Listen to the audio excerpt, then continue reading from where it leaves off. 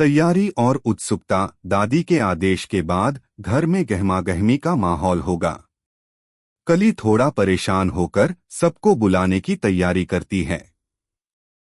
वह सोचती है कि कहीं दादी ने फिर से राधा को नीचा दिखाने के लिए तो कोई चाल नहीं चली है। दादी की सहेलियों का आगमन। इसी बीच एक भव्य प्रवेश होता है। दादी की 3-4 सहेलियां आती हैं। ये सहेलियां अक्सर अमीर और संभ्रांत परिवार की होती हैं, जो घर की छोटी छोटी बातों पर टिप्पणी करती हैं। दादी उनका स्वागत करती हैं और उन्हें राधा और परिवार के अन्य सदस्यों से मिलवाती हैं। पहला कटाक्ष मिलते ही दादी की कोई एक सहेली, जैसे कि श्रीमती शर्मा जी, राधा को देखकर धीरे से दादी के कान में फुसफुसाती है, अरे यह कौन है? बहू के लिए तुमने किसे चुना? या राधा के पहनावे या साधारण होने पर कोई कटाक्ष करती है।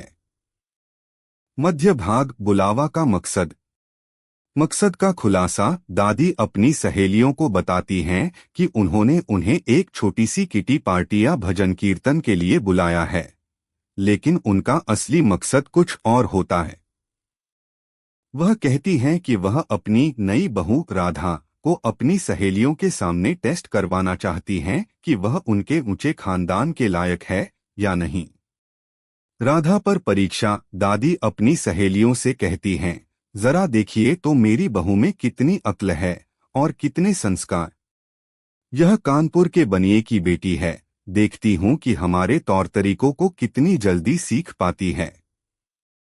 कली का षड्यंत्र। संभावित। यदि कली भी दादी के साथ मिली हुई है तो वह दादी की सहेलियों के सामने राधा के खिलाफ कोई झूठा इल्जाम लगा सकती है या जानबूझकर राधा के काम को बिगाड़ सकती है ताकि दादी की सहेलियां राधा को बुरा भला कहें।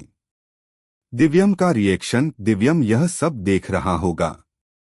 वह मन ही मन उदास या क्रोधित होता है कि उसकी दादी और उनके मेहमान राधा को परेशान कर रहे हैं, लेकिन वह दादी का सम्मान करते हुए तुरंत कुछ कह नहीं पाता।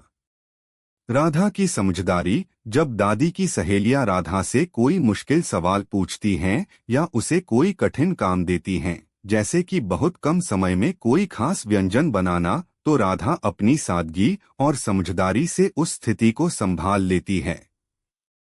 वह विनम्रता से जवाब देती है और साबित करती है कि संस्कार और अच्छे मूल्य बाहरी दिखावे से कहीं ज्यादा जरूरी हैं। दादी की निराशा। राधा की समझदारी दे